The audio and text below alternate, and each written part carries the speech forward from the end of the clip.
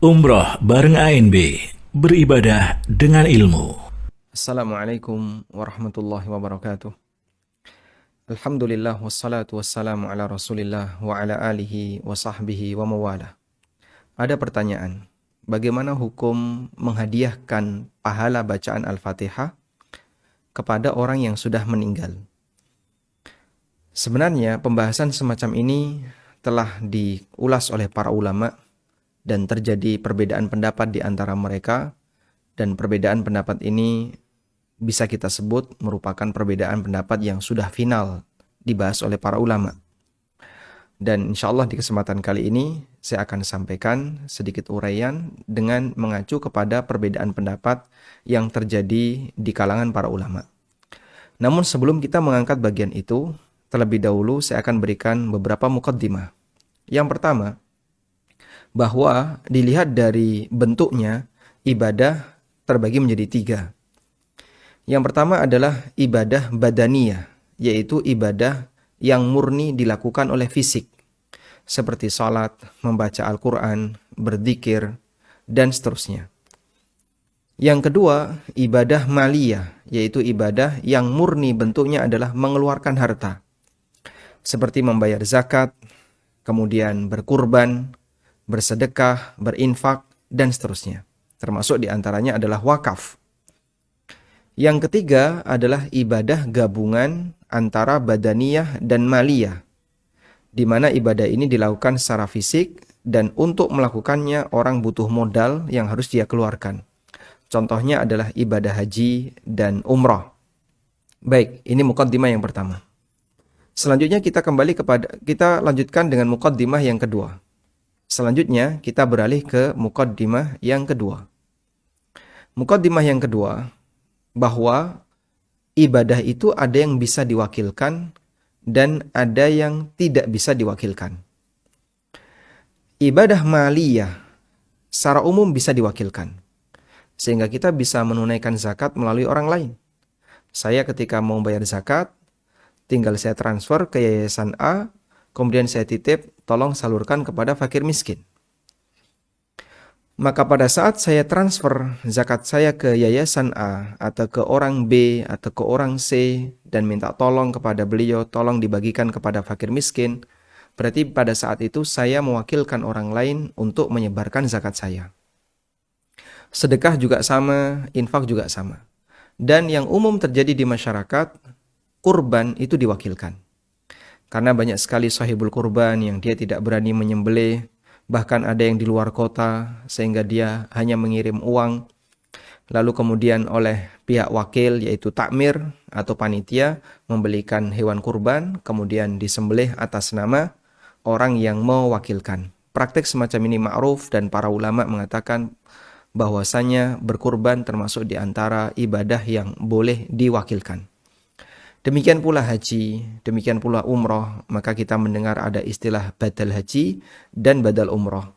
Karena ini termasuk di antara ibadah yang bisa diwakilkan. Sebaliknya ada ibadah yang tidak bisa diwakilkan. Sehingga masing-masing orang harus melakukan sendiri-sendiri. Dan tidak bisa dia nyuruh orang lain untuk mewakili dirinya. Secara umum ini berlaku pada ibadah badaniyah secara umum. Meskipun ada sebagian ibadah badaniyah yang bisa diwakilkan. Contohnya apa Pak? Sholat. Sholat nggak bisa diwakilkan. Sehingga kalau saya sudah selesai sholat isya misalnya, lalu ada teman saya yang belum sholat isya, kemudian dia pesan, tolong dong saya diwakilin untuk sholat isya. Kemudian saya laksanakan sholat isya yang kedua, mewakili teman saya. Atau mewakili orang yang sudah tidak mampu mengerjakan sholat secara sempurna karena sakit. Sah nggak seperti ini? Tidak sah. Kenapa? Karena sholat bukan ibadah yang bisa diwakilkan. Sholat bukan termasuk ibadah yang bisa diwakilkan. Demikian pula ibadah membaca Al-Quran, berzikir, itu tidak bisa diwakilkan. Maka kalau ada orang yang tidak bisa baca Quran, yang dilakukan bukan dia mewakilkan orang lain, tapi dia harus belajar bagaimana agar dia bisa membaca Al-Quran dengan benar. Sehingga dia nanti bisa melakukan amalan berupa membaca Al-Quran, demikian pula amalan dzikir dan seterusnya. Kemudian, muqaddimah yang ketiga. Para ulama menegaskan, bahkan sebagian mengatakan sepakat, bahwa untuk ibadah yang bisa diwakilkan, maka pahalanya bisa dihadiahkan kepada mayit. Ibadah yang bisa diwakilkan, pahalanya bisa dihadiahkan kepada mayit. Di sini saya akan sebutkan keterangan yang disampaikan oleh Imam Zakaria Al-Ansari. Beliau mengatakan, wa yanfa'uhu ay al-mayyit min warithin wa ghairihi sadaqatun wa du'aun bil ijma' wa ghairihi. Sedekah dan doa, baik yang dilakukan oleh ahli waris maupun yang bukan ahli waris, bisa bermanfaat kepada mayit bil ijma' dengan sepakat ulama. Ini sebagaimana kutipan yang disebutkan dalam kitab Fathul Wahhab. Kemudian keterangan yang lain disampaikan oleh Ibnu Qudamah rahimahullah. Beliau mengatakan dalam Asy-Syarhul Kabir, amma ad-du'a'u wal istighfaru was sadaqatu wa qada'ud daini wa ada'ul wajibati fala na'lamu fihi khilafan idza kanatil wajibatu mimma yadkhuluhun niyabah. Doa, istighfar, sedekah, melunasi utang, menunaikan kewajiban yang belum terlaksana bisa sampai kepada mayit, ya. Yang kami tahu tidak ada perbedaan pendapat di kalangan para ulama apabila kewajiban itu, ya, mimma yadkhuluhun niyabah, yang bisa diwakilkan. Kewajiban yang bisa diwakilkan. Baik, ulama sepakat bahwa ibadah yang bisa diwakilkan, hadiahnya, pahalanya bisa dihadiahkan kepada mayit. Tayyib. Muqaddimah yang keempat. Bedakan antara mendoakan dengan menghadiahkan pahala ibadah. Ini dua hal yang berbeda. Mendoakan bentuknya adalah kita memohon kepada Allah agar fulan, si A, si B, si C yang sudah meninggal dunia diampuni oleh Allah, atau mendapatkan rahmat dari Allah, atau diluaskan kuburannya oleh Allah Ta'ala, dan aneka doa-doa kebaikan yang lainnya, aneka doa-doa kebaikan yang lainnya, atau agar fulan dimasukkan ke dalam surga. Seperti ini sepakat kaum muslimin bisa sampai kepada mayit. Dan bahkan itu Allah ajarkan dalam Al-Quran, sebagaimana yang Allah firmankan dalam Al-Quran, وَالَّذِينَ جَاءُوا مِنْ بَعْدِهِمْ يَقُولُونَ, dan mukmin yang datang generasi setelahnya, mereka berdoa, Rabbana ighfir lana wa li ikhwanina alladhina sabaquna bil iman. Ya Allah, ampunilah kami dan ampunilah ikhwanina, saudara-saudara kami, alladzina sabaquna bil iman, yang mereka telah mendahului kami dalam beriman. Sehingga dalam doa yang diajarkan oleh Allah ini menunjukkan bahwa kita disyariatkan, diperintahkan, dituntunkan untuk mendoakan kebaikan bagi kaum muslimin yang telah meninggal dunia yang mendahului kita.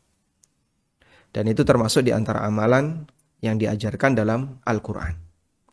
Baik, ini 4 muqaddimah berkaitan dengan masalah menghadiahkan pahala. Berikutnya kita akan membahas poin berkaitan dengan apa hukum menghadiahkan bacaan Al-Fatihah kepada mayit. Tadi kita telah sebutkan bahwa membaca Al-Quran termasuk di antara ibadah yang tidak bisa diwakilkan. Maka kalau si A tidak bisa baca Quran, dia tidak bisa mewakilkan saya, tolong dong bacakan Al-Quran untuk saya. Tidak bisa. Kalau saya ngajari dia bisa. Kalau saya membacakan Al-Quran dalam arti biar dia mendengar Al-Quran yang saya baca, bisa. Dan itu sebagaimana yang menjadi kebiasaan para ulama di masa silam, termasuk Rasulullah SAW.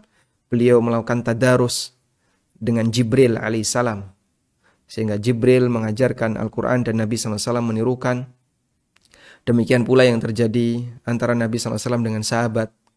Beliau pernah meminta Ibnu Mas'ud untuk membacakan Al-Quran, lalu beliau mendengarnya. Beliau juga pernah membacakan surat Lam yakunil ladzina kafaru, surat Al-Bayyinah, kepada Ubay bin Ka'ab. Yang itu dalil bahwa bentuknya adalah memperdengarkan Al-Quran kepada yang lain.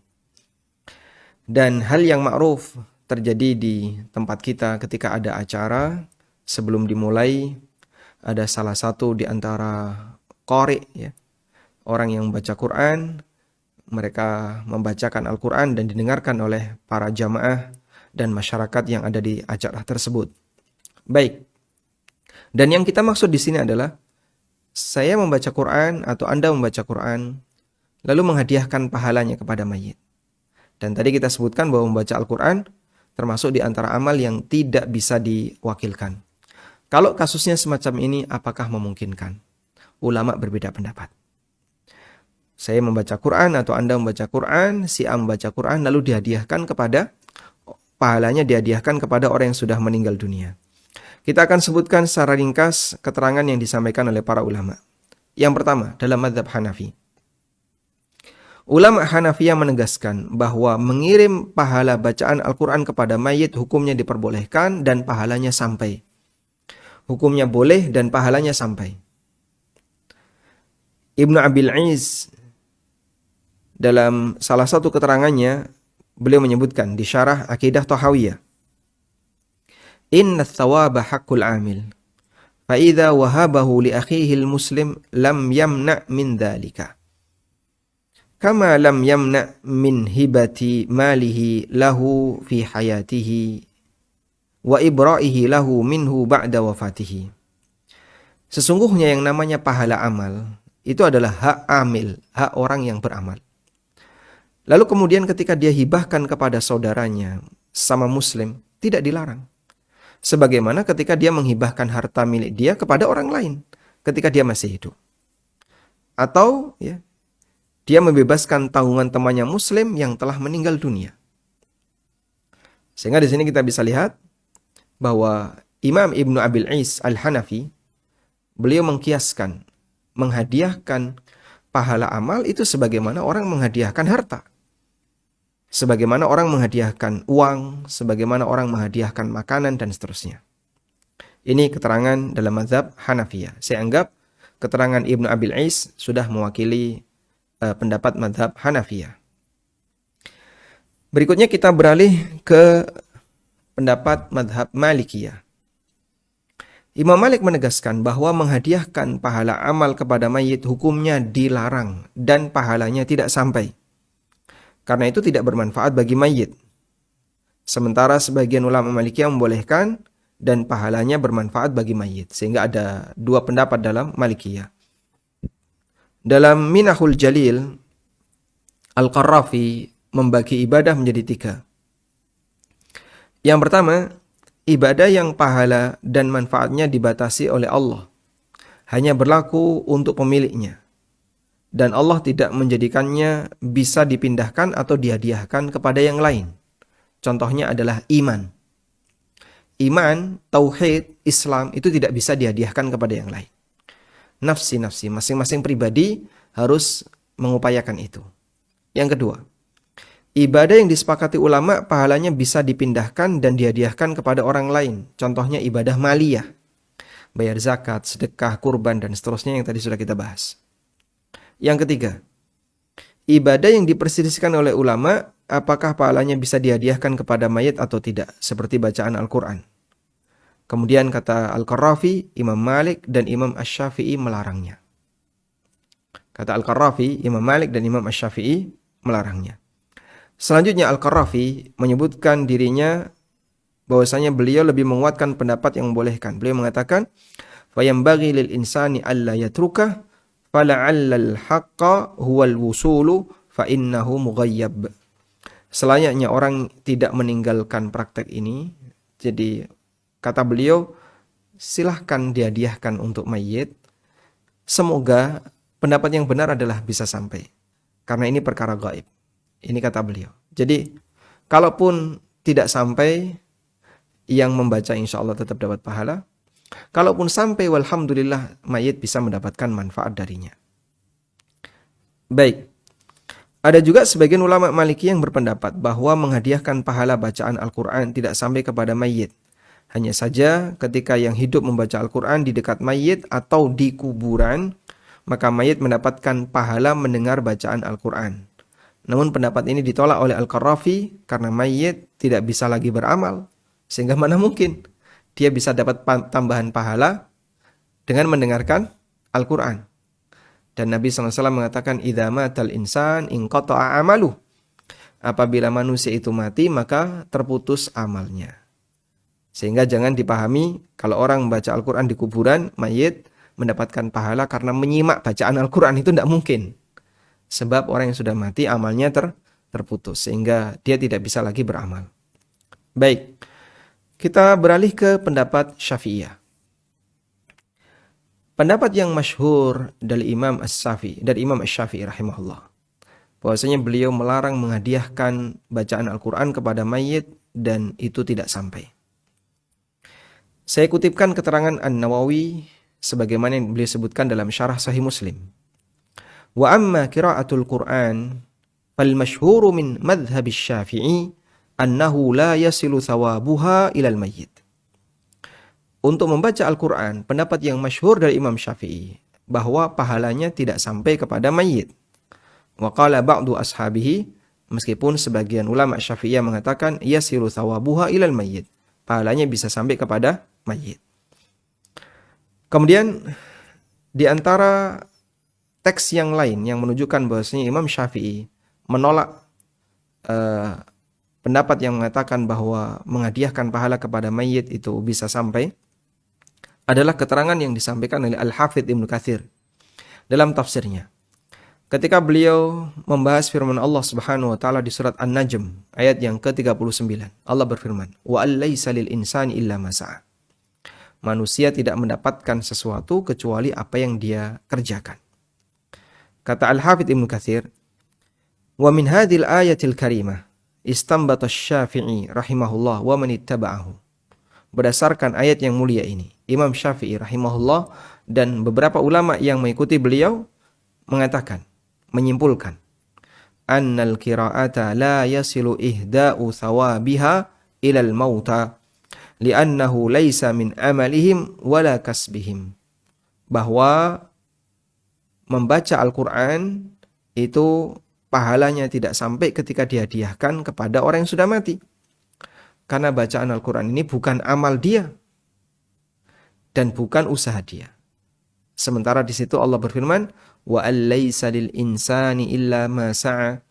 Manusia tidak mendapatkan pahala kecuali apa yang dia usahakan. Kemudian Ibnu Katsir menyebutkan beberapa dalil dan alasan yang mendukung pendapatnya ini.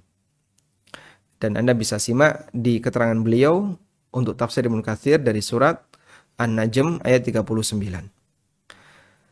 Selanjutnya kita beralih ke pendapat madhab yang terakhir, yaitu madhab Hambali. Dalam madhab Hambali ada dua pendapat. Sebagian ulama Hambali membolehkan dan sebagian melarang. Sebagaimana ini juga terjadi dalam madhab Malikiyah. Ada 3 pendapat ulama dalam madhab Hambali dalam kasus ini. Kita akan baca yang pertama. Boleh menghadiahkan pahala bacaan Al-Quran kepada mayit dan itu bisa sampai kepada mayit. Ini pendapat yang masyhur dari Imam Ahmad.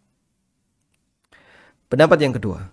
Tidak boleh menghadiahkan pahala bacaan Al-Quran kepada mayit meskipun jika ada orang yang mengirim pahala itu bisa sampai dan bermanfaat bagi mayit.